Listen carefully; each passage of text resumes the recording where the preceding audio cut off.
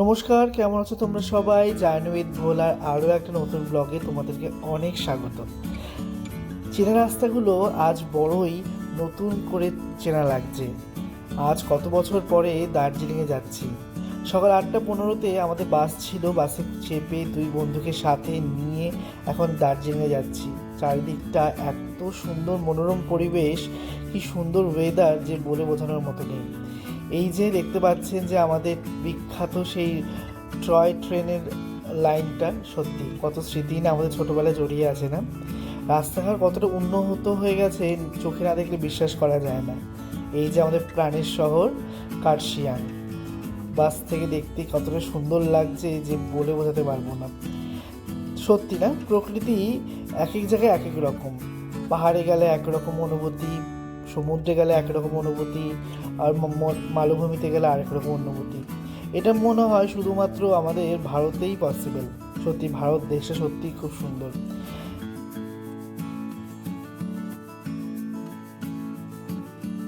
3 বন্ধুতে মিলে কতবারই না ট্রিপের প্ল্যান করেছি, এদিকে যাব ওদিকে যাব, কোনো প্ল্যানই আর সাকসেস হয় না।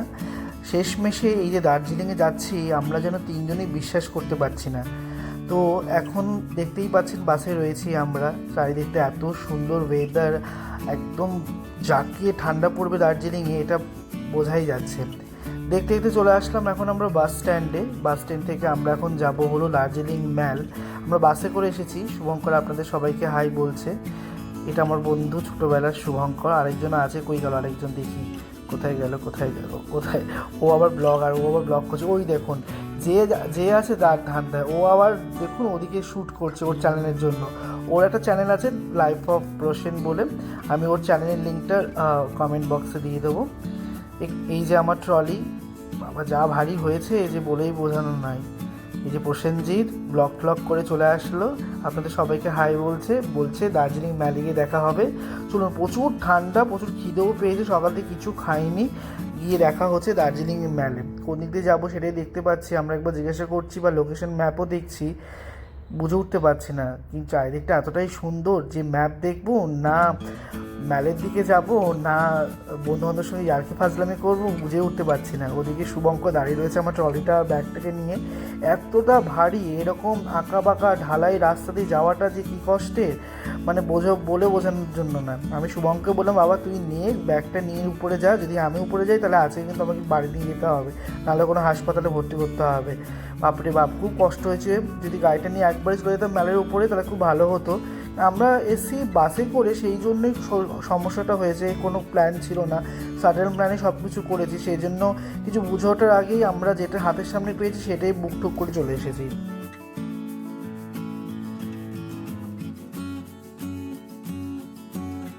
যারা শুভঙ্কর হাঁটতে পারছে না, তাও বন্ধুর কত হেল্প করে যাচ্ছে, কিন্তু মনে মনে গালি দিচ্ছে, আমি এটা কোনো শিওর। হট করে রাস্তা যেতে যেতে আপনাদের একটা সুন্দর জিনিস দেখাই। দেখুন, এখানে দুজন নেপালি মানুষ, কি সুন্দর মনে হয় নেপালি গান করছে। দূর থেকে আওয়াজটা এত সুন্দর লাগছে, চলুন কাছে গিয়ে দেখি, আপনাদের একবার শুনে দেখুন সুন্দর গানটা।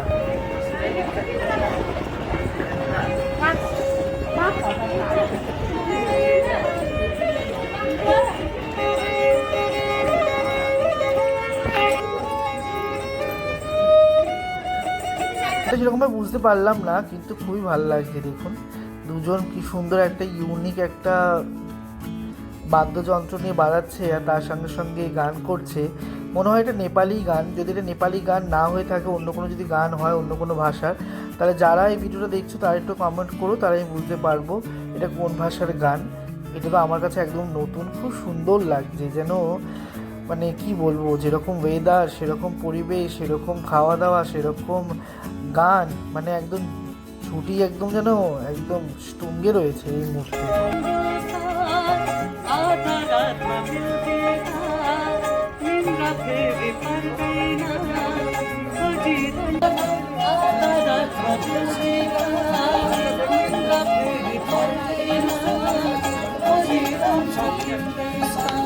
মনে হয় শিল্পী শিল্পত্ব তখনই সম্মান পায় যদি আমরা তাকে সঠিক সম্মানটা দিতে পারি।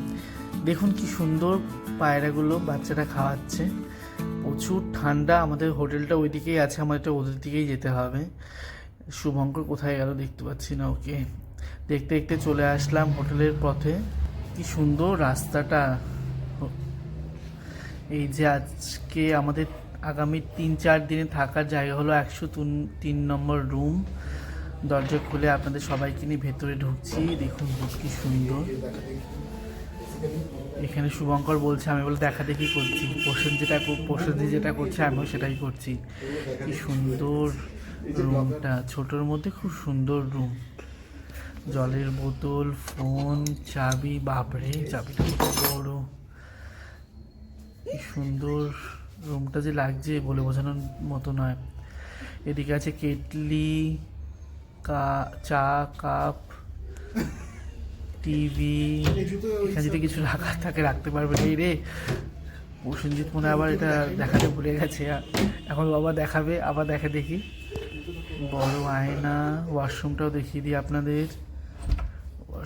ওয়াশরুমটাও সুন্দর, গিজার আছে। আর কিছু বেশি দেখালাম না। রুমটা আমার খুব দেখুন পাগলের কীর্তি। আমার সব থেকে পছন্দের জানলাটা খুব সুন্দর। এরকম জানলা যদি বানাতে পারতাম খুব ভালো হতো কলকাতায়, কিন্তু কী করবো, চোরের উপদ্রব। কোনদিন দেখবো ভেঙে নিয়ে আমার ঘরের জিনিস নিয়ে চলে গেছে। দার্জিলিং ম্যাল এখান থেকে মাত্র 100 মিটার, বেশি দূরও না। আর হোটেলটা নিয়েছে আমাদের পার ডে 2500 টাকা করে। চলুন, প্রচুর খিদে পেয়েছে, আগে খেয়ে নিই। বাঙালি খাবার পাওয়া যাচ্ছে একদম ম্যালের সামনেই। হোটেলটা খুব ভালো, রিভিউ তো দেখলাম। এখন ভেতরে গিয়ে দেখা যাক। রিসেপশন ভেতরেও আছে, লাঞ্চ, ব্রেকফাস্ট, ডিনার সব পাওয়া যাবে। আর কোনো জায়গায় যাওয়ার নেই, একটু দেখে নিচে নামতে হবে। দেখো ও আবার শ্যুট করতে দিয়েছি, ভেতর বাইরে যাচ্ছে। কোথায় খিদে পেয়েছে খাবে তা না। Excuse me. বাবা প্রচুর ভিড়। খুব সুন্দর, ছোট্টর মধ্যে হোটেলটা খুব সুন্দর। রেস্টুরেন্টটা আহা, যার জন্যে এইখানে আসা। কি সুন্দর, দারুণ ভিউ। গরম গরম খাবার সাথে এরকম ভিউ হলে আর কি আর চাই জীবনে।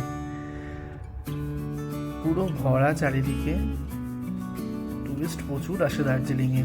চলুন মেনু কার্ডটা একবার দেখাই আপনাদের, এখানে কী কী পাওয়া যায়, কী কী না পাওয়া যায়। 1 time package, veg package, egg package, fish package. দামগুলো ঠিকঠাকই আছে, 100, 130, 150, 200। এখানে আবার ব্রেকফাস্টের আইটেমগুলো লেখা আছে এখানে।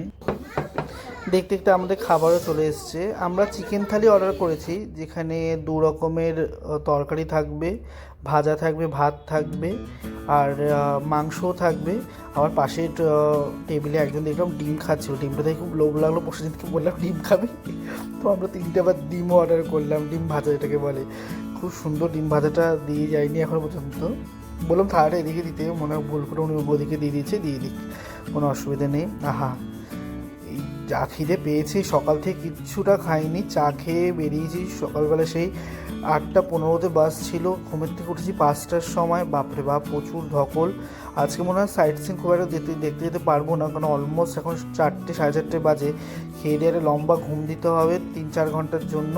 তারপর দেখি রাত্রেবেলা যদি কোথাও গেলে যাবো। আহা কি ভিউ! এরকম ভিউয়ের সাথে যদি এরকম খাবার যদি পাওয়া যায়, এখানে যদি এত খাবার না দিয়ে যদি আলু শুদ্ধ ভালো হতো, তাতেও মনে অমৃত মনে হতো। খাবারের কোয়ালিটিগুলো কীরকম দেখতে হবে। এদিকে আছে বেগুনের তরকারি, মাংস, আলু ভাজা, ডাল, পেঁয়াজ, লঙ্কা, মানে একদম এলাহি কারবার। বাঙালি কিছু পারুক না পারুক, খেতে ভালো পারে।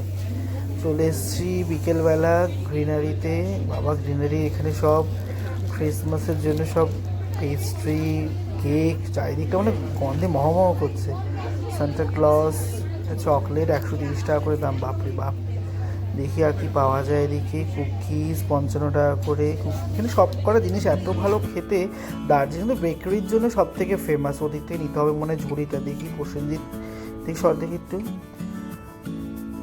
দেখি কোথায়। এদিকে নিয়ে আই থিঙ্ক পেছনের দিকে বসতে হবে। একবার ওনাকে জিজ্ঞাসা করি কোন দিক থেকে বাস্কেট নিতে হবে। এদিকে বিলিং কাউন্টার, উনি বললো ওইদিকে মনে যেতে হবে। ঠিক ওদিকে গিয়ে একবার দেখি, যদি পাই তো ভালো হয়। হ্যাঁ ওদিকে যেতে বললো, চলো যাই ওদিকে দেখি। চলো ওদিকে, চলো ওদিকে গিয়ে দেখতে হবে। ওই কোনাটায় শুভঙ্কর হয়ে গেল। হ্যাঁ বাবা, এত ভিড় মানুষের, মানে কি বলবো, সবাই চলে এসছে, মানে কলকাতা অর্ধেক লোকই মানে দার্জিলিংয়ে চলে এসছে। নিয়ে নিয়েছি ঝুড়িটা, না এই ঝুড়িটা নেবো না, এই ঝুড়িটা সুন্দর আছে, এই ঝুড়িটা নেই, ফটোতেও ভালো আসবে, ভিডিওতেও ভালো আসবে। দেখি কী কেক নেওয়া যায়। এটা ফার্স্ট টাইম আমার গ্রিনারিতে আসে, এর আগে আমি কোনোদিন আসিনি। দার্জিলিংয়ে এসেছি বাট এখানে ভিজিট করিনি, তখন কলেজে পড়ি, ম্যাডাম যেদিকে বলতো সেদিকে দৌড়াতাম। এখন তো নিজেই নিজের রাজা। খুব সুন্দর সুন্দর গন্ধের কেক, খুব সুন্দর। 195 টাকা করে কেক বিক্রি হচ্ছে, মানে নিমিষের মধ্যে কেক শেষ। কত কেক বানাচ্ছে আর কত টুরিস্টরা এসছে। এটা আমার তো মনে হচ্ছে না আমি এত ভিড়ের মধ্যে আর ব্লগ শ্যুট করতে পারবো আপনাদের সবার জন্য। চলুন আমরা একটু খাওয়া দাওয়া করে নিই, 3 বন্ধুতে মিলে একটু গল্প গুজব করে নিই। তো আজকের জন্য আপনাদের সবার কাছ থেকে আমি বিদায় নিচ্ছি। দেখা হবে খুব শিগগিরই আরও একটা দার্জিলিং ব্লগ নিয়ে। ততক্ষণ অবধি আপনারা সবাই ভালো থাকুন, সুস্থ থাকুন।